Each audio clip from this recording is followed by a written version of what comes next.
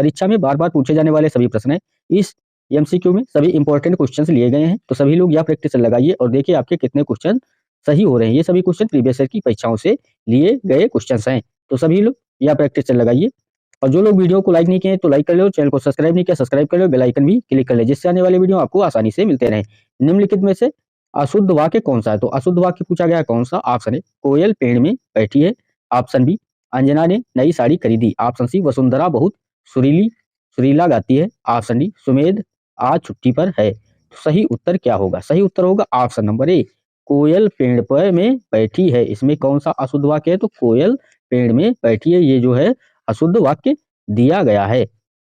अब इसमें देखते हैं अशुद्ध वाक्य क्या है। तो कोयल पेड़ में बैठी है, इस वाक्य में शब्द का प्रयोग करना सही नहीं है, तो में शब्द का प्रयोग करना सही नहीं है। शुद्ध वाक्य क्या होगा? कोयल पेड़ पर बैठी है, तो इसमें में की जगह पर क्या लगेगा? पर लगेगा। कोयल पेड़ पर बैठी है, ये शुद्ध वाक्य होगा। अन्य विकल्पों में दिए गए सभी वाक्य शुद्ध है। अगला प्रश्न पूछा गया है, निम्न विकल्पों में से अशुद्ध वाक्य छांटिए। तो निम्न विकल्पों में से अशुद्ध वाक्य छांटना है, क्या होगा? ऑप्शन ए लड़की पुस्तक पढ़ती है, ऑप्शन बी लड़के ने घर जाना है, ऑप्शन सी मुझे उस पर दया आती है, ऑप्शन डी शीला को नाटक अच्छा लगा। तो इसमें से अशुद्ध वाक्य क्या होगा? ऑप्शन नंबर बी लड़के ने घर जाना है। इसमें जो है ऑप्शन नंबर बी अशुद्ध वाक्य दिया गया है। अब शुद्ध वाक्य क्या होगा? अशुद्ध वाक्य लड़के ने घर जाना है, इस वाक्य में ने जो दिया गया है का प्रयोग अनावश्यक किया गया है। शुद्ध वाक्य क्या होगा? लड़के को घर जाना है, तो ने की जगह पर क्या होगा? को। लड़के को घर जाना है, ना कि लड़के ने घर जाना है। शुद्ध वाक्य होगा लड़के को घर जाना है। अगला प्रश्न, जो लोग वीडियो को लाइक नहीं किए तो लाइक कर लो, चैनल को सब्सक्राइब नहीं किया सब्सक्राइब कर लो, बेल आइकन भी क्लिक कर ले, जिससे आने वाले वीडियो आपको आसानी से मिलते रहे। निम्नलिखित वाक्य में किस भाग में वर्तनी संबंधी त्रुटि है? तो निम्नलिखित वाक्य में से किस भाग में वर्तनी संबंधी त्रुटि आपसे पूछा गया है? आजकल दिल्ली के प्रगति मैदान में हस्तशिल्प प्रदर्शनी चल रही है, ऑप्शन ए प्रगति मैदान में, ऑप्शन बी आजकल दिल्ली के, ऑप्शन सी हस्तशिल्प प्रदर्शनी, ऑप्शन डी चल रही है। तो इसमें से त्रुटि संबंधी जो आपको छांटना था, तो सही उत्तर होगा ऑप्शन नंबर सी हस्तशिल्प प्रदर्शनी, इसमें त्रुटि दी गई है। तो आइए देखते हैं कहां पर त्रुटि है।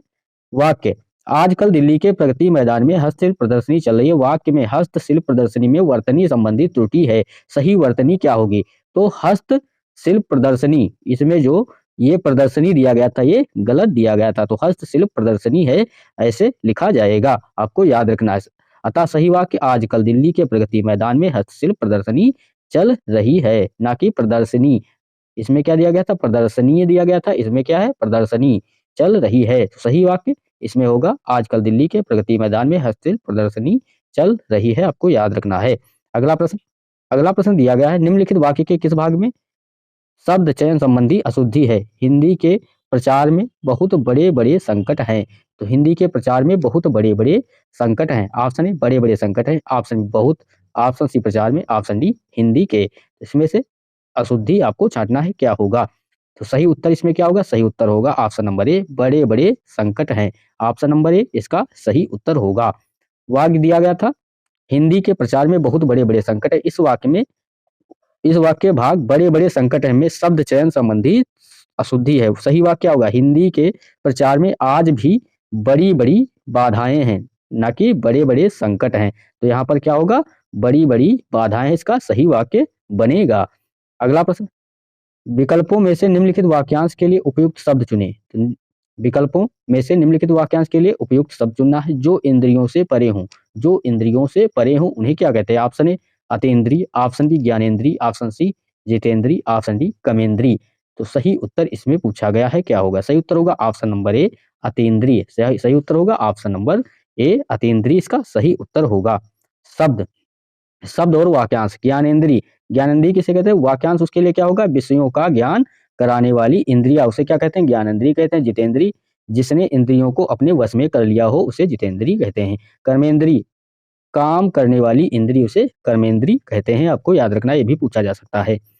गंगा नदी भारत देश में हजारों लोगों की जीवनदायिनी है, निम्नलिखित में से कौन सा शब्द गंगा का पर्यायवाची शब्द नहीं है? तो निम्नलिखित में से कौन गंगा का पर्यायवाची शब्द नहीं है? ऑप्शन ए हंसजा, ऑप्शन बी देवपगा, ऑप्शन सी विष्णुपदी, ऑप्शन डी सुर सरिता। तो सही उत्तर आपसे पूछा गया, इसमें क्या होगा? सही उत्तर होगा ऑप्शन नंबर ए हंसजा जो है गंगा का पर्यायवाची शब्द नहीं है।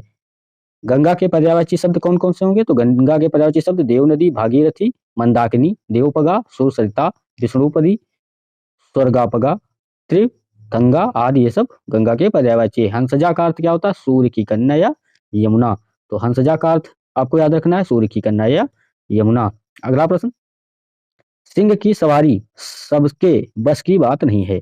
उस विकल्प का चयन कीजिए जो उपरोक्त वाक्य रेखांकित शब्द का पर्यायवाची शब्द नहीं है। रेखांकित शब्द कौन सा है? तो सिंह। सिंह का पर्यायवाची शब्द नहीं है, आपसे पूछा गया। ऑप्शन ए सिंह, ऑप्शन बी केसरी, ऑप्शन सी मणि, ऑप्शन डी वनराज। तो सही उत्तर इसमें क्या होगा? सही उत्तर होगा ऑप्शन नंबर सी, मणि जो है सिंह का पर्यायवाची शब्द नहीं है। वाक्य, सिंह की सवारी सबके बस की बात नहीं है। इस वाक्य में रेखांकित शब्द संघ की सिंह होना चाहिए यहाँ पर, का सही पर्यायवाची मणि नहीं है। तो सिंह के अन्य पर्यायवाची शब्द केसरी, यहाँ पर जो है त्रुटि हो गई है, सही कर लेना इसको।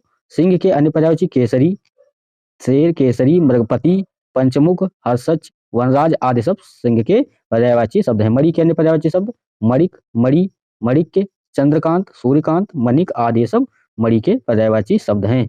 अगला प्रश्न, सारे शरीर की हड्डियों का ढांचा वाक्यांश के लिए सार्थक शब्द है। सारे शरीर की हड्डियों का ढांचा, ऑप्शन ए शरीर की हड्डियां, ऑप्शन बी कंकाल, ऑप्शन सी हड्डी का ढांचा, ऑप्शन डी मांसपेशी। सही उत्तर होगा इसमें ऑप्शन नंबर बी कंकाल। सही उत्तर क्या होगा? ऑप्शन नंबर बी, सारे शरीर की हड्डियों का ढांचा उसे क्या कहते हैं? तो कंकाल कहते हैं, सभी को पता होगा। जो लोग वीडियो को लाइक नहीं किए तो लाइक कर लें, चैनल को सब्सक्राइब नहीं किया सब्सक्राइब कर लें, बेल आइकन भी क्लिक कर लें। जो कहा गया है वाक्यांश के लिए सार्थक शब्द है। ऑप्शन ए अकथ्य, ऑप्शन बी कल्पित, ऑप्शन सी कथित, ऑप्शन डी वचनातीत। तो सही उत्तर होगा ऑप्शन नंबर सी कथित। जो कहा गया है उसे क्या कहते हैं? कथित कहते हैं। शब्द और वाक्यांश, अकथ्य किसे कहते हैं? ना कहने योग्य। कल्पित किसे कहते हैं? कल्पना किया हुआ। और वचनातीत किसे कहते हैं? जो वचन से परे हो उसे क्या कहते हैं? वचनातीत कहते हैं। अगला प्रश्न दिया गया है, ऑफिसर ने कर्मचारी को फाइनल लाने का आदेश दिया। इस वाक्य में प्रयुक्त आदेश शब्द का अर्थ क्या है? ऑप्शन ए छोटों का बहकाना, छोटों को बहकाना, ऑप्शन बी आज्ञा पालन के लिए कहना, ऑप्शन सी अपने कर्मचारियों की अवज्ञा करना, ऑप्शन डी अपने से छोटों को डांटना। तो सही उत्तर होगा ऑप्शन नंबर सी, अपने कर्मचारियों को यहाँ पर होगा ऑप्शन नंबर बी, आज्ञा पालन के लिए कहना। सही उत्तर ऑप्शन नंबर बी होगा। अगला प्रश्न, निरक्षर शब्द का विलोम क्या होगा? निरक्षर शब्द का विलोम पूछा गया, क्या होगा? ऑप्शन ए अपढ़, ऑप्शन बी महान, ऑप्शन सी अनपढ़, ऑप्शन डी साक्षर। तो सही उत्तर क्या होगा? निरक्षर का अर्थ क्या होता है?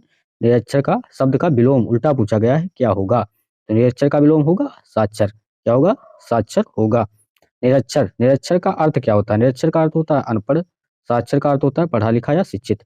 अतः निरक्षर का विलोम साक्षर है, महान का विलोम तुच्छ है और अनपढ़ का विलोम पढ़ा लिखा होता है। अगला प्रश्न, निम्नलिखित मुहावरे के लिए उपयुक्त सार्थक शब्द है।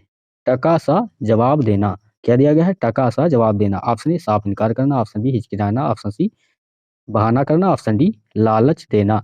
तो सही उत्तर क्या होगा? टका सा जवाब देना। सही उत्तर ऑप्शन नंबर ए साफ इनकार करना। सभी लोग वीडियो को लाइक करें, चैनल को सब्सक्राइब करें। धन्यवाद।